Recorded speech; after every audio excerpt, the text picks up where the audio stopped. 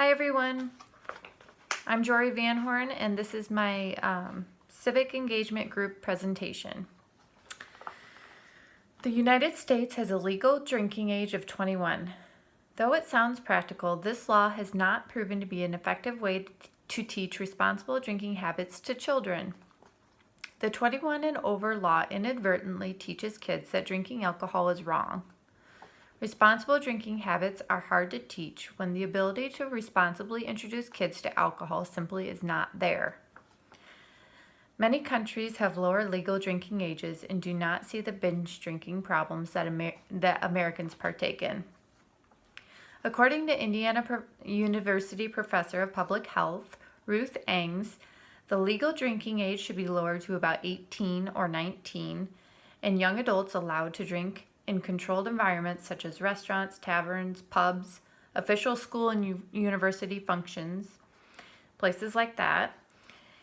In these situations, responsible drinking could be taught through role modeling and educational programs. Mature and sensible drinking behavior would be expected. In countries like France and Italy, a respect for alcohol use is naturally incorporated into family life. It is quite common to serve small amounts of wine to children at family meals. It is a controlled and safe setting and a way to teach kids responsible drinking habits early on and throughout life. There is an article written by Karis Rogerson in 2014 called Why America Should Lower the Legal Drinking Age. Rogerson was born and grew up in Italy. Alcohol was a part of her everyday life from birth on. It was just not really a big deal to her.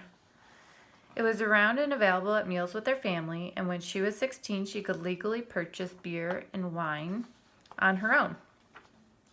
Rogerson came to the United States as a college student. She was 20 years old, and she experienced some real culture shock, transitioning from alcohol being an everyday, no biggie to her classmates being absolutely fascinated with it. They would ask her things like, "Are you excited that you can finally drink when you turn 21?" And they would obsess about getting drunk on the weekends. And she talked about how different the perspective was in Italy among her Italian friends. Drinking was something like she compared to cars, pasta, and teachers, potentially damaging in too large a dose, but overall not bad. Rogerson went on to say this: Italian children are allowed to buy their drinks while they are still under their parents' control.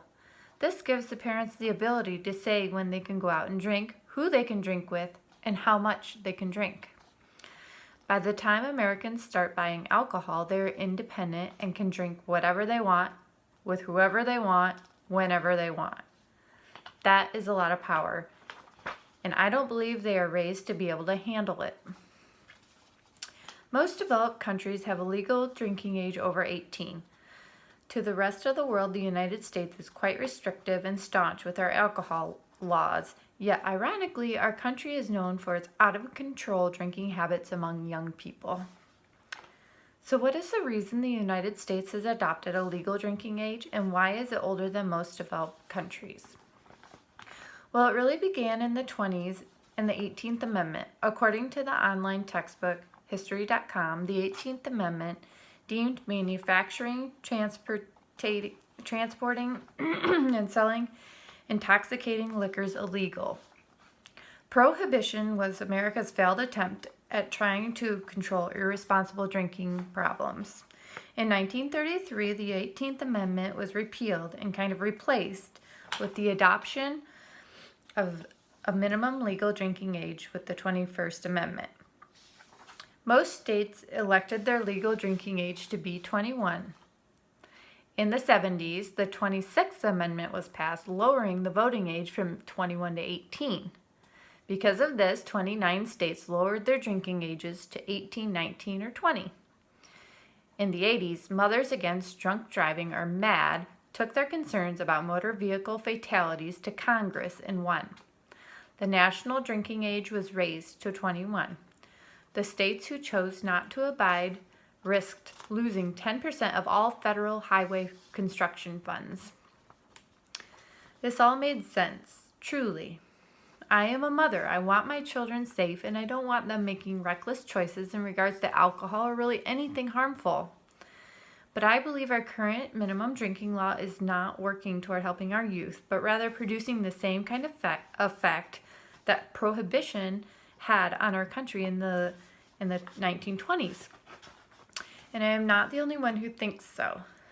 Jeffrey Tucker of Newsweek magazine wrote an article in July of 2015 titled, "The Drinking Age Should Be Lowered Fast." In his article, he addresses underage binge drinking, campus life, fraternities, sororities, and basically the roaring 20s of college campus life. Underage college kids are sneaking and lying and afraid to get caught and really having no regard or respect for the law.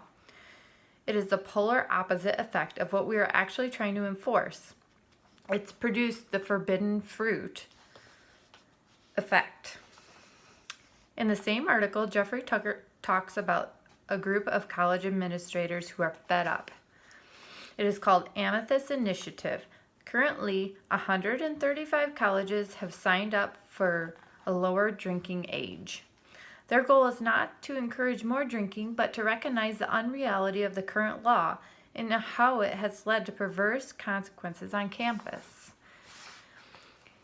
You know, the situation has to be extremely serious when this risk-averse crowd is on board. Their statement reads, "A culture of dangerous clandestine binge drinking, often conducted off campus, has developed. Alcohol education that mandates abstinence as the only legal option has not resulted in significant constructive behavioral change among our students. Adults under 21 are deemed capable of voting, signing contracts, serving on juries, and enlisting in the military, but are told they are not mature enough to have a beer. By choosing to use fake IDs, students make ethical compromises that erode respect for the law." The argument is not really that young people are going to do it anyway, but more about how the current law and system is not working. It is actually producing the opposite effect. Therefore, it is imperative that this issue be revisited. Thank you.